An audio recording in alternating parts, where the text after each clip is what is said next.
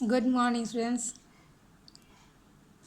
आइए आज आप लोगों को वेस्टर्न लॉजिक के यूनिट 1 का जो चौथा भाग बच गया था वो चौथा हम लोग पढ़ाना शुरू करते हैं।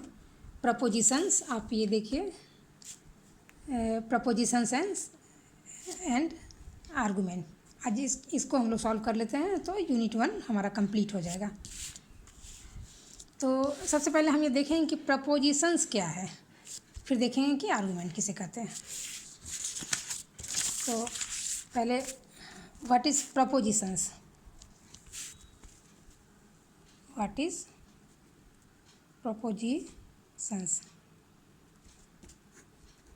यानी तर्क वाक्य किसे कहते हैं।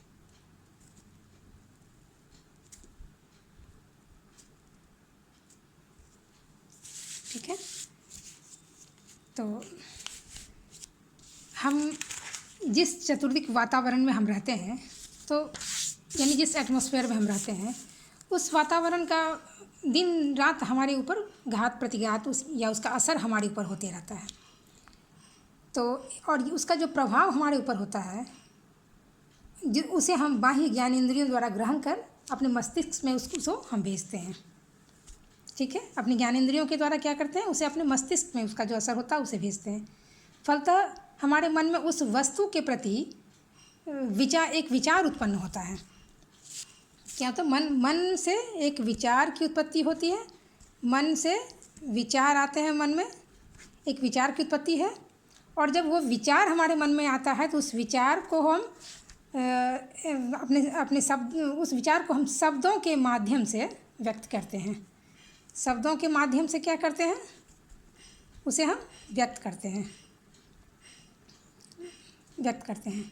और जब हम किसी निर्णय को भाषा में व्यक्त करते हैं तब हम उसे ही तर्क वाक्य कहते हैं। क्या कहते हैं, उसे ही हम तर्क वाक्य कहते हैं। किसी भी निर्णय को, कोई भी निर्णय जो हमारे दिमाग में होता है, उस निर्णय को जब हम भाषा में एक्सप्रेस करते हैं, भाषा के द्वारा व्यक्त करते हैं, तो यही तर्क वाक्य कहलाता है। A proposition is a judgement expressed in the form of language. क्या होता है, a proposition is a judgement expressed in the form of language. ठीक है, जैसे हमने सामने अपने मैदान में हमने एक फूल को देखा, किसी फूल को हमने देखा। ठीक है, और कह दिया कि दिस रोज इज रेड। ठीक है, तो हमने मैदान में फूल को देखा और हमने ये निर्णय लेते हुए कह दिया कि दिस रोज इज रेड, यानी इसका कलर लाल होगा, रेड होगा। और ये एक फ्लावर है, रोज़ फ्लावर है, तो हमने कह दिया कि दिस रोज़ इज़ रेड। ठीक है, तो इस उदाहरण से हमारे मन में दो प्रकार के प्रत्यय होते हैं। एक पहला कॉन्सेप्ट क्या होता है, रोज़ का, और दूसरा कॉन्सेप्ट होता है रेड का। ठीक है, दूसरा रेड का, ये दूसरा कॉन्सेप्ट हो गया, और पहला कॉन्सेप्ट हो गया रोज़ का कॉन्सेप्ट, और दूसरा कॉन्सेप्ट हो गया रेड का। और जब हम दोनों कॉन्सेप्ट को एक साथ मिलाते हैं तो हमारा यह सेंटेंस बन जाता है रोज़ इज़ रेड, यानी गुलाब लाल है। ठीक है, अब इन दोनों प्रत्ययों के बीच जो संबंध स्थापित कर रहा है इज़, ये होता है रोज़ इज़ रेड। इस इज से इन दोनों वाक्यों को जोड़ा जाता है, तभी निर्णय निकलता है। ठीक है, और यही निर्णय भाषा के द्वारा लिखकर या बोलकर हम अभिव्यक्त कर देते हैं, तो उसे ही तर्क वाक्य कहा जाता है कि गुलाब लाल है। यह जो निर्णय हमने व्यक्त किया कि गुलाब लाल है, इसी निर्णय को हम जब भाषा के द्वारा व्यक्त कर देते हैं तो उसे ही तर्क वाक्य कहा जाता है। अब ये जो प्रपोजिशन हो गया, ये एक प्रपोजिशन हो गया। अब देखिए, इस प्रपोजिशन के अंतर्गत तीन चीज़ आते हैं। प्रपोजिशन के 3 अंग होते हैं। ये जो पहला अंग हो गया, इसको हम सब्जेक्ट कहते हैं, यानी उद्देश्य। और ये जो दूसरा हो गया उसको कहते हैं प्रेडिकेट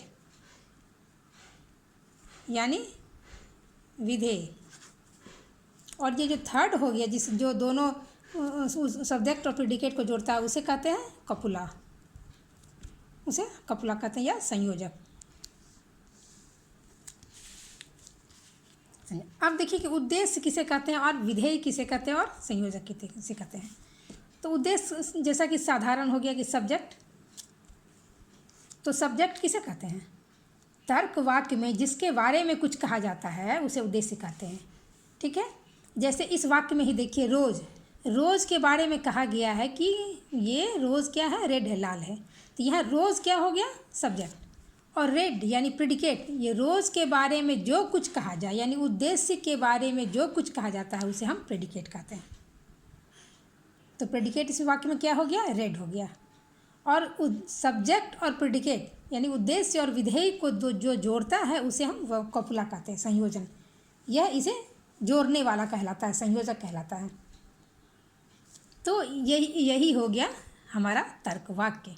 तर्क वाक्य किसे कहते हैं और तर्क वाक्य के कौन कौन से अंग होते हैं। तो तर्क वाक्य के 3 अंग हो गए। पहला ये अंग हो गया, दूसरा ये अंग हो गया और तीसरा कपुला, ये अंग हो गए। तर्क वाक्य के 3 अंग होते हैं। और तर्क वाक्य किसे कहे, हम समझ गए। जब हम मन में आए हुए अपने विचार को भाषा के द्वारा व्यक्त करते हैं, मन में आए हुए कोई विचार है उसको हम एक निर्णय का रूप देते हैं और उस निर्णय को जब हम भाषा के द्वारा व्यक्त करते हैं तो उसे ही तर्क वाक्य कहा जाता है।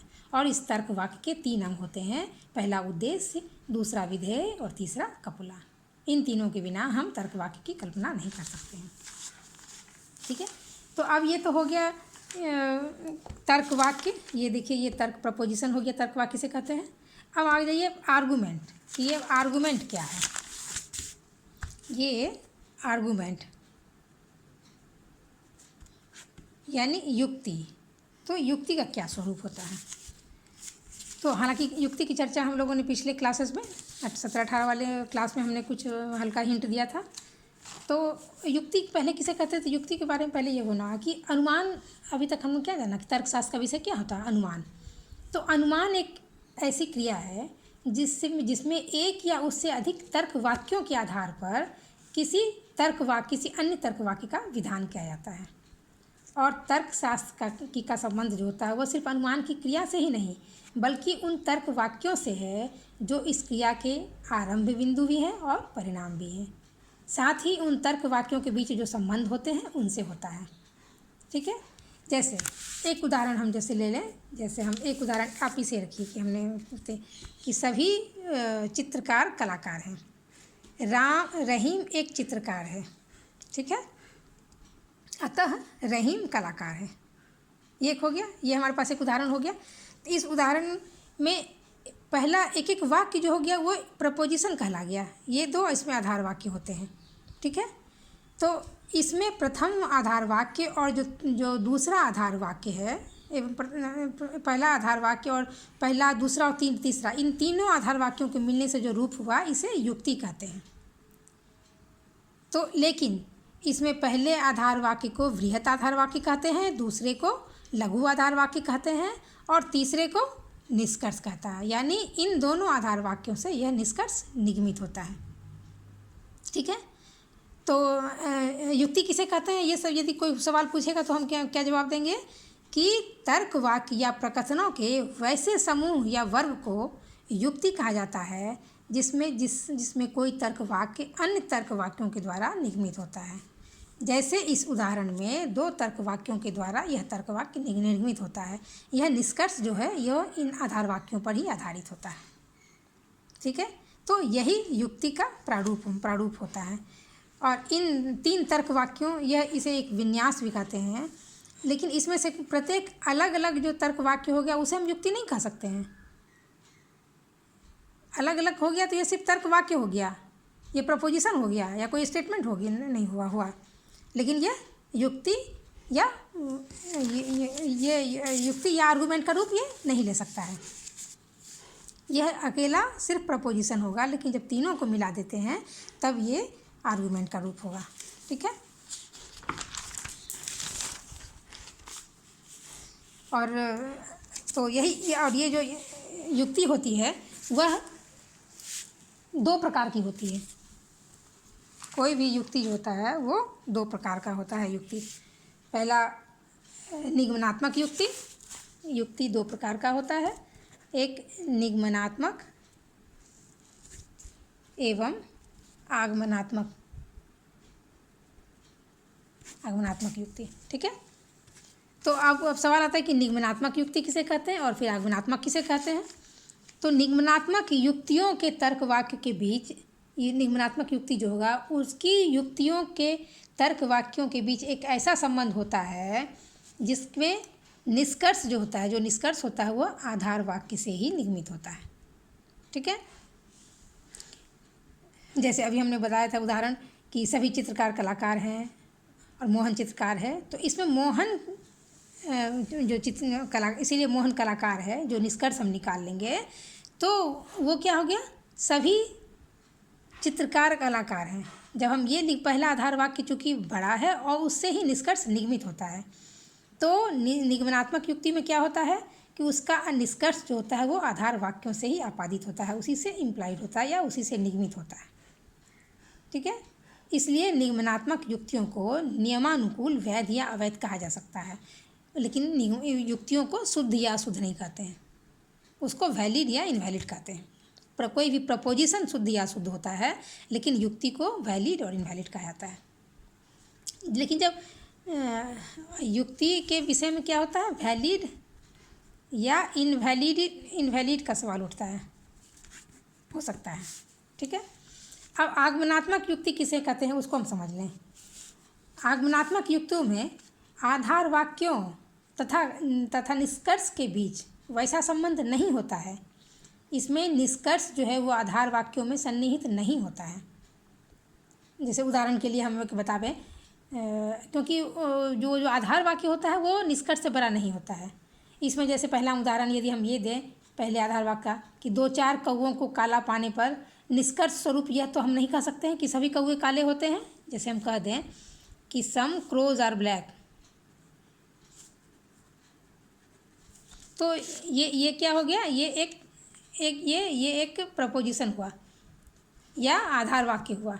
अब इससे कोई निष्कर्ष निकालने, यह निष्कर्ष है therefore all crows are black,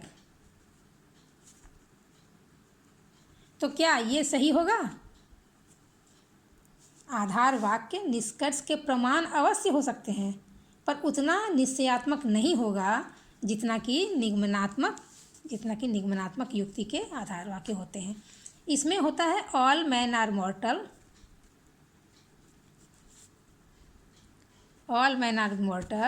Ram is a man, therefore Ram is mortal. ये जो युक्ति का प्रारूप है ये बिल्कुल सही होगा, क्योंकि ऑल यहाँ हमने देखा कि आधार वाक्य निष्कर्ष से बड़ा है और ये आधार वाक्य के हिसाब से निष्कर्ष जो निगमित हुआ है राम इज मॉर्टल, ये बिल्कुल सही होगा। वैध इसमें सही या वैध या वैलिडिटी या इनवैलिडिटी का सवाल होगा, एक्चुअली ये सही भी होगा। लेकिन ये जो आगमनात्मक का जो निष्कर्ष, ये जो आधार वाक्य होता है वो छोटा होता है। इसमें कुछ उदाहरणों को देखते हुए ऑल के बारे में जब हम निष्कर्ष निकालते हैं तो यहाँ पर इनवैलिडिटी का ज़्यादा शंका रहेगी, वो आधार वाक्य सही नहीं होगा, इनवैलिड नहीं होगा। ठीक है, तो यही युक्ति हो गया। युक्ति किसे कहते हैं? युक्ति दो प्रकार के होते हैं, निगमनात्मक युक्ति का प्रारूप क्या होता है और आगमनात्मक युक्ति का प्रारूप क्या होता है। तो आज के लिए ये पूरा हुआ प्रपोजिशंस एंड आर्गूमेंट, ये पूरा हो गया, यानी यूनिट फर्स्ट जो है हमने वो पूरा कर दिया। अब दूसरे क्लास में हम लोग यूनिट 2 को देखेंगे और what is categorical proposition and its 4 kinds according to quality and quantity. ठीक है, वो दूसरे क्लास में देखते हैं। आज तक के लिए इतना ही।